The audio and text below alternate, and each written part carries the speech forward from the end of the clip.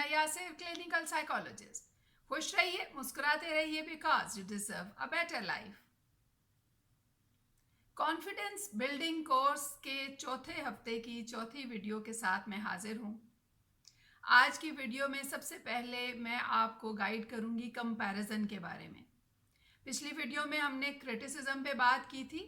Criticism mostly जो दूसरे लोग हमारे साथ करते हैं वो हमारे लिए तकलीफ दह होता है, लेकिन जब हम अपने दिमाग में क्रिटिसिज्म करते हैं, यानी हम अपने आप को दूसरों से कंपेयर करते हैं और उसके साथ अपने आप को लो फील कराते हैं, उसका असर भी हमारे कॉन्फिडेंस पर बहुत ज़्यादा होता है। तो आज हम बात करेंगे कंपैरिजन पे। तकलीफ दह कंपैरिजन वो होता है जिसमें हम दूसरे को अपने से बेहतर और अपने आप को बुरा या कमतर महसूस करा के अपने आप को नेगेटिव थॉट्स देते हैं, और वो नेगेटिव थॉट्स फिर हमारे ऊपर असरअंदाज होती हैं और हमारी सेल्फ इस्टीम लो होना शुरू हो जाती है। मिसाल के तौर पे आपने किसी दूसरे के चेहरे को देखकर कहा कि इसका चेहरा कितना साफ है, मेरे चेहरे पर बहुत दाने हैं। तो ये सोच जो है, इसने आपके चेहरे पर अगर दाने हैं भी तो आपको और ज़्यादा डीमोटिवेट कर दिया और ज़्यादा लो सेल्फ इस्टीम कर दी आपकी। और उसके बाद नतीजा क्या होता है? नतीजा ये होता है कि फिर आप अपने चेहरे पर अपने नकूश के बजाय अपने दानों पर ही फोकस करना शुरू हो जाते हैं, और उसका एंड रिजल्ट ये होता है कि आपने सोल्यूशन नहीं निकाला, आपने अपने दानों को बेहतर करने की कोशिश नहीं की, बल्कि आपने अपनी सेल्फ इस्टीम को भी लो कर लिया। तो कंपैरिजन जो है उसको हमने पॉजिटिव बनाना है। पॉजिटिव कंपैरिजन यानी हेल्दी कंपैरिजन क्या होता है?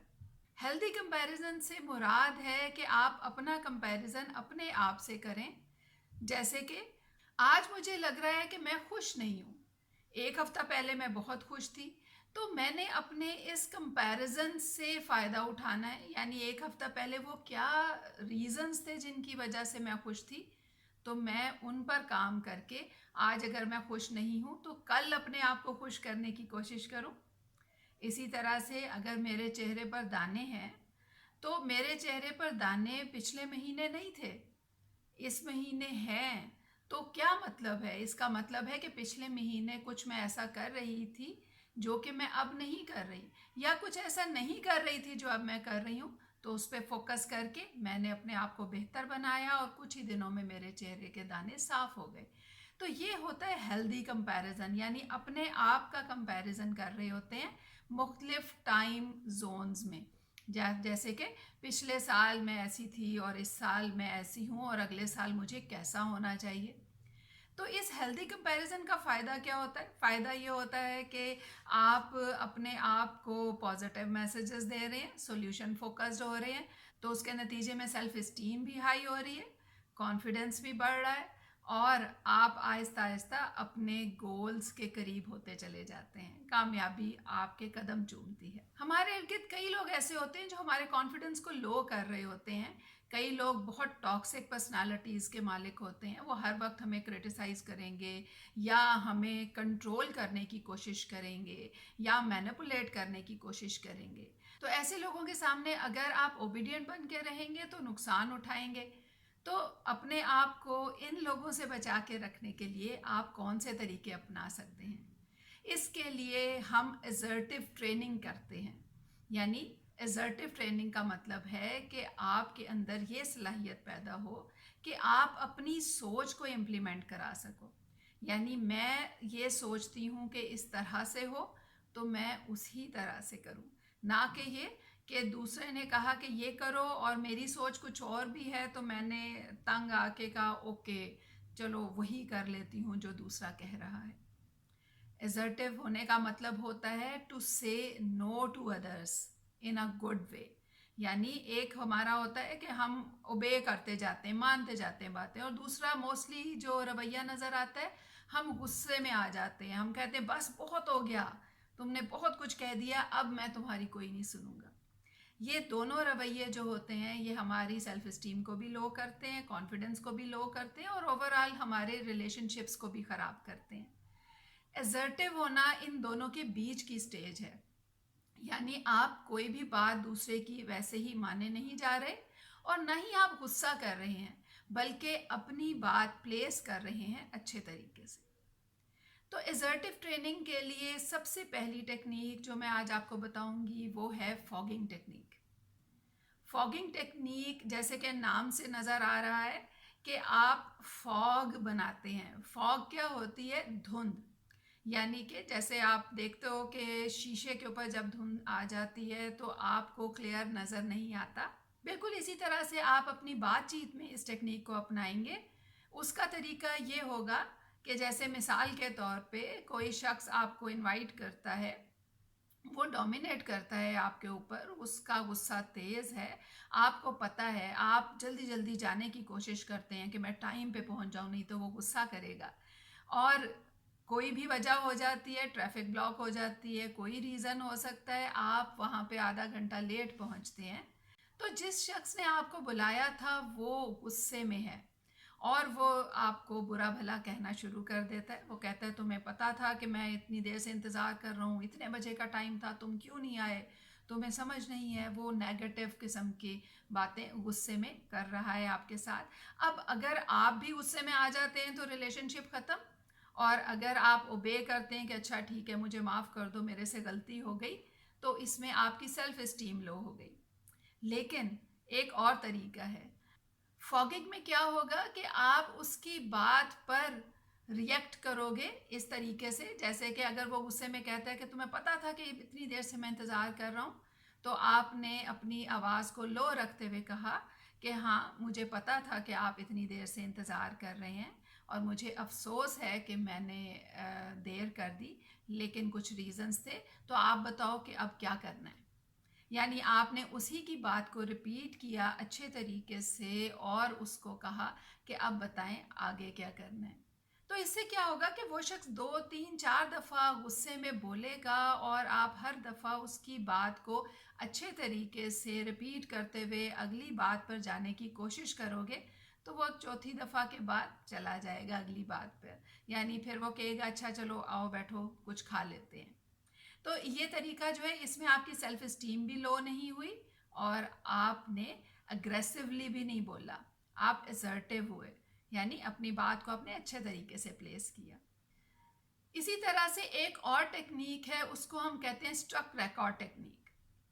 जैसे कि आपने देखा होगा पुराने ज़माने की जो फ़िल्में होती हैं या कईयों के घरों में भी होगा, वो रिकॉर्ड होते थे पुराने ज़माने के, गोल से होते थे डिस्क उनकी, उसके ऊपर एक पिन लगा दी जाती थी और वो रिकॉर्ड चलना शुरू हो जाता था, गाने सुनते थे लोग। तो उसमें क्या होता था, कई दफ़ा वो पिन अड़ जाती थी। जब वो पिन अड़ जाती थी तो फिर एक ही लफ्ज़ रिपीट होता चला जाता था, रिपीट होता चला जाता था। ये स्टक रिकॉर्ड टेक्निक भी बिल्कुल वैसी ही है। यानी कि आपने असर्टिव होने के लिए अपनी बात से हटना नहीं है।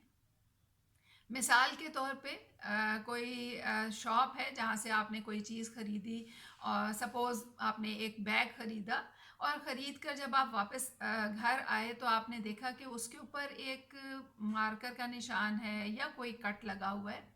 आपने कहा ओहो ये तो मैंने इतना कीमती ख़रीदा था, मैं वापस करके आती हूँ। आप दोबारा उस शॉप पे गए तो मोस्टली शॉपकीपर्स जो हैं वो उस वक्त पे उसे लेने से मना कर देते हैं, इसलिए कि उन्होंने लिख कर लगाया होता है कि वापस नहीं होगा। तो आपने उससे जाकर कहा कि देखें मैं अभी कोई आधा घंटा पहले ये बैग लेकर गई हूँ और घर जाते ही मुझे इस पर निशान नज़र आ गया, तो ये आप वापस करके मुझे दूसरा दे दें। अब अच्छी शॉप होगी तो वो दूसरा दे सकते हैं, लेकिन कई दफ़ा अड़ जाते हैं। तो जब शॉपकीपर अड़ गया और उसने कहा कि नहीं जी ये आप ले गए हैं, हो सकता है आपने निशान लगाया हो, हम ये रिप्लेस नहीं करेंगे, तो आपने आगे से गुस्सा नहीं करना, बल्कि आपने अपनी ही बात को रिपीट करना है कि देखें मैं अभी आधा घंटा पहले ये लेकर गई हूँ और घर पहुँचते ही मुझे ये निशान नज़र आया है, तो आप इसे चेंज कर दें। वो फिर दोबारा से अपनी बात बोल सकते हैं, आप फिर दोबारा से अपनी ही बात बोलेंगे, वही स्टेटमेंट। यानी इसमें मेन चीज़ ये होती है कि आपने उनकी बात का जवाब नहीं देना, बल्कि अपनी बात को प्लेस करते रहना है। 2 दफ़ा 3 दफ़ा 4 दफ़ा के बाद अगला शख्स कहते हैं अच्छा मैं देखता हूँ, आप बैठें और फिर आपकी बात जो है उस पर फोकस कर लिया जाता है कि इसका सॉल्यूशन निकालना होगा अब हमें। तो ये टेक्निक जो है ये भी बहुत फ़ायदेमंद होती है। इससे भी सेल्फ इस्टीम लो नहीं होती, बल्कि आपको लगता है कि मैं दूसरों के ऊपर थोड़ा सा अपनी मर्जी भी मुसल्लत कर सकता हूँ, और आपका कॉन्फिडेंस हाई होना शुरू हो जाता है। इसी तरह से एक और टेक्निक है, उसे हम कहते हैं पॉजिटिव इंक्वायरी। कई दफ़ा ऐसा होता है कि हम लोग किसी जगह पे बैठे होते हैं और कोई शख्स हमारी तारीफ़ करता है किसी ऐसी बात पे जिस पे हमें एम्बैरेसमेंट होने लगती है, हम शर्मिंदा से हो जाते हैं कि अब मैं क्या जवाब दूँ। उस वक्त पे अगर हम शर्मिंदा हो जाते हैं या शर्मा जाते हैं या हमें कुछ समझ नहीं आती कि हम क्या बोलें, तो दूसरे लोगों पे हमारा इम्प्रेशन अच्छा नहीं पड़ता और बाद में सोचते हैं कि ओहो, उस वक्त पे मुझे कुछ बोल देना चाहिए था। तो ऐसी सूरत हाल में क्या किया जाए? ऐसी सूरत हाल में जब कि दूसरा शख्स आपकी तारीफ कर रहा है, तो आप उसके रिस्पॉन्स में उससे पॉजिटिव क्वेश्चन पूछ सकते हैं। जैसे कि उसने कहा कि भाई आज तो आपने बहुत ही मज़े का खाना बनाया है, तो आपने आगे से कहा कि शुक्रिया, वैसे आपको इसमें क्या चीज़ सबसे अच्छी लगी है। अब ये रिस्पॉन्स जो है, इसमें आपका कॉन्फिडेंस भी बिल्ड हुआ और दूसरे के ऊपर अच्छा इंप्रेशन भी पड़ा, अपने ऊपर भी अच्छा इंप्रेशन पड़ा, और आपकी सेल्फ इस्टीम भी हाई हुई। तो इस तरह से आप अपनी तारीफ होने पर या कोई अच्छी बात होने पर उस ही बात पर अगला क्वेश्चन कर सकते हो। चौथी टेक्निक है नेगेटिव इंक्वायरी। ये तब अप्लाई करते हैं जब दूसरा शख्स आपके काम में बुराई ढूंढे और उसमें नक्स निकाले। ऐसी सूरत हाल में मोस्टली लोग जो हैं वो गुस्से में आ जाते हैं या वो उस जगह से हट जाते हैं और कहते हैं कि मुझे अब इससे कभी बात ही नहीं करनी। लेकिन ऐसी सूरत हाल में भी आप अपनी सेल्फ इस्टीम को हाई रख सकते हो, कॉन्फिडेंस को बिल्ड कर सकते हो और दूसरे पर और अपने ऊपर अच्छा इंप्रेशन डाल सकते हो। अब उसका क्या तरीका होगा? जैसे सपोज कि आपने कोई खाना बनाया और अगले शख्स ने कहा कि भाई ये तो बहुत ही बदमज़ा बना है। अब उस शख्स ने आपका ख्याल नहीं किया, लेकिन आपने अपना ख्याल करना है। आपने अब उस पर क्या जवाब देना है? जब उसने कहा कि ये तो बहुत ही बदमज़ा बना है, तो आपने कहा ओहो अच्छा, आपको बदमज़ा लग रहा है, वैसे इसमें क्या खराबी आपको नज़र आ रही है? अब इस क्वेश्चन पे वो आगे से कह सकता है कि भाई इसमें नमक कम है। आपने कहा अच्छा ठीक है, सिर्फ नमक कम है ना, अदरवाइज तो ठीक है। तो वो कहेंगे कि नहीं नहीं, ये भी मसला है। आपने कहा अच्छा ठीक है, ये दो मसले हैं, अदरवाइज तो ठीक है ना। यानी इस तरह से आपने जब उस ही पर क्वेश्चंस किए, तो अगला शख्स कहेगा हाँ मेरे ख्याल में ये ठीक ही है, थोड़ा सा नमक ही कम है, कोई बात नहीं, वो हम वैसे ही डाल लेते हैं। तो इस तरह से आपकी सेल्फ इस्टीम भी हाई हुई, कॉन्फिडेंस भी बिल्ड हुआ और दूसरे और अपने ऊपर इम्प्रेशन भी अच्छा पड़ा। तो इस हफ्ते हमने दो तरह से अपने कॉन्फिडेंस को बिल्ड करने की कोशिश की है, एक कंपैरिजन को ख़त्म करके और दूसरा असर्टिव बन के। इस हफ्ते में आपने इन दोनों की प्रैक्टिस करनी है और अगले हफ्ते हम नई टेक्निक्स के साथ आएंगे। इसके साथ ही इजाज़त दीजिए। अल्लाह हाफिज़।